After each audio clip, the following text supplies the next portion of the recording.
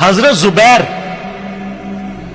زبیر وہ صحابی ہیں یعنی جو نبی الاسلام کے بہادر ترین اصحاب میں سے 12 بندے غزوہ احد میں حضور کے ساتھ رہ گئے تھے 700 میں سے غزوہ احد کے اندر، ان میں سے ایک حضرت زبیر بھی تھے، اور یہ تلوار کمال کی چلاتے تھے، اکیلے میدان جنگ میں آگے چلے جاتے تھے۔ بخاری میں آتا ہے کہ ان کا بیٹا عبداللہ ابن زبیر کہتا ہے کہ میرے باپ کے 2 شانوں کے درمیان اتنا بڑا زخم تھا جو ہیل اپ ہو گیا تھا، لیکن پھر بھی گڑا پڑا ہوا تھا، میں پورا ہاتھ اس میں داخل کر لیتا تھا، اور وہ زخم ان کو احد کے موقع پہ لگا تھا۔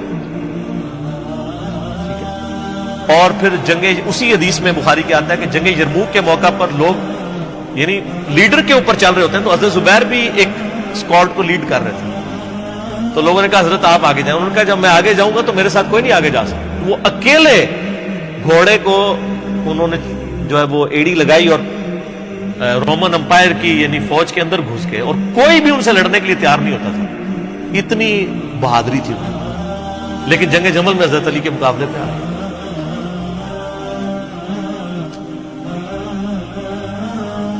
اس تکلیف کا کوئی اندازہ نہیں کر سکتا۔ حضرت حسن ابن علی نے بتایا مولا علی سے کہ بھئی حضرت زبیر آئے ہیں، تو حضرت علی نے کہا کہ رکو میں خود چاہتا ہوں۔ گئے، کہا زبیر یاد ہے وہ دن جب نبی تم مجھ سے بڑا پیار کر رہے تھے، پھوپھی ذات تھے نا، نبی الاسلام کی پھوپھی کے بیٹے ہیں حضرت زبیر بن عوام رضی اللہ تعالی۔ تو حضور نے تم سے ایک بات کہی تھی کہ تم علی سے اتنی محبت کرتے ہو، ایک دن آئے گا کہ تم تلوار لے کے علی کے خلاف کھڑے ہو جاؤ گے۔ تو تم نے کیا کہا تھا؟ یا رسول اللہ میں علی کے خلاف کھڑا ہوں گا؟ اور میں ہاں تم اس وقت ظالم ہو۔ تو حضرت زبیر جو ہے وہ ان پہ غشی طاری ہو گئی، گھوڑے کو یعنی وہ حضرت علی کا پھر سامنا نہیں کر سکے، میدان جنگ سے واپس چلے گئے۔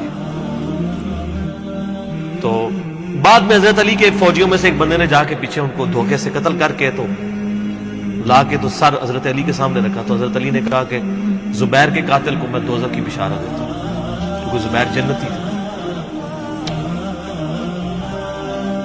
تو وہ شخص پھر حضرت علی سے ناراض ہو گیا کہ میں نے تجھے حکم دیا تھا، جب میں نے ان کو جانے دیا تو نے یہ کام کیوں کیا؟ تو وہ پھر خارجی ہو گیا۔ اور یعنی یہ وہ محبت تھی، وہ جہاں محبت تھی وہ نظر آتی تھی۔ ظاہر ہے کہ ایک بندے کی ایک غلطی سے اس کی پوری زندگی 0 سے ملٹیپلائی نہیں ہو جاتی۔ جس نے اتنا کچھ دین کے لیے کنٹریبیوٹ کیا کبھی نہیں ہو سکتا ایسے۔ حضرت علی کو بھی اس بات کا پتہ تھا۔ بہرحال یعنی اللہ تعالیٰ ان سے راضی ہو، اسی لیے نبی علیہ السلام کی اس حدیث یعنی وہ حضرت علی کے اس قول کو حضرت علی فٹ کیا کرتے تھے، حضرت زبیر، طلحہ اور حضرت عثمان ابن عفان پہ رضی اللہ عنہ۔ باقی آپ میرا کربلا والا ریسرچ پیپر پڑھیں تو آپ کو پتہ چلے گا کہ کتنی یعنی مشکل وقت حضرت علی نے اپنی خلافت میں دیکھا اس حوالے سے۔ یعنی مصنف ابن ابی شیبہ میں آپ کے مخالفین کی لاشیں بھی ہیں، ان پہ بھی حضرت علی گریہ کر رہے، ایک ایک کی لاش اٹھا کے اس کو صاف کر رہے۔ حضرت طلحہ کا بیٹا تھا محمد بن طلحہ، اس کی لاش دیکھی تو رو پڑے تھے، حالانکہ وہ مخالفت میں لڑنے آیا تھا۔ پھر حضرت حسن سے کہا کاش میں جنگ جمل سے 20 سال پہلے ہی مر گیا ہوں، میں یہ دن۔ ایک ایسا شخص جس نے 8 سال کی عمر میں اسلام قبول کیا، جس نے اسلام کو 0 سے 3 براعظموں میں پھیلتے ہوئے دیکھا، اور اب اس کو بڑھاپے میں یہ دن دیکھنے پڑ رہے ہیں کہ اس کے سامنے اسلام کا شرازہ بکھر رہا ہے، کہ مسلمانوں سے لڑ رہے ہیں۔ ایک ایک جنگ میں 8-8 10 ہزار لوگ، جن میں مرنے والے صحابہ ہیں حضور کی تربیت یافتہ، جو ایک آواز کے اوپر حضور کی لبیک کہنے والے تھے، شیر و شکر تھے آپس میں۔ آپ اندازہ کر سکتے ہیں۔ اسی لیے حضرت علی جو ہیں وہ یعنی کوفے میں شہر سے باہر آپ کو پتہ ہے کنویں ہوا کرتے تھے، اکیلے جا کے کنویں پہ بیٹھ کے رویا کرتے تھے کہ اللہ اس امت کے ساتھ کیا ہو گیا۔ کوشش کرتے رہے، اینڈ رزلٹ یہ ہے کہ وہ خلافت کا نظام۔ اسی لیے مصنف ابن ابی شیبہ میں آتا ہے کہ آپ نے فجر اور عشاء کی نمازوں میں قنوت نازلہ پڑھی، اللہم علیک بمعاویہ واشیعہ، اے اللہ معاویہ اس کے شیعہ کو برباد کر، علی اور اس کے شیعہ۔ اس کے عمر بن عاص اور اس کے شیعہ کو، ابا سلمی اور اس کے شیعہ کو، قیس اور اس کے شیعہ کو برباد کر۔